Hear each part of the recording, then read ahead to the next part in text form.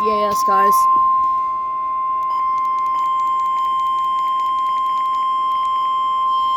The National Weather Service in Milwaukee-Sullivan has issued a severe thunderstorm warning for west central Milwaukee County in southeastern Wisconsin, northeastern Waukesha County in southeastern Wisconsin, until 6:30 p.m. At 5:46 p.m., a severe thunderstorm was located over Waukesha, moving northeast at 25 miles an hour. Hazard, 60 miles an hour wind gusts and penny-size hail. Source, radar indicated. Impact, expects damage to roofs, siding, and trees.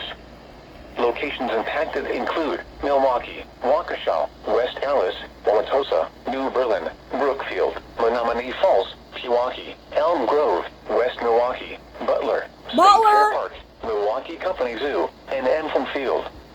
Other landmarks included are the following locations: Timmerman Airport and Froden Medical College.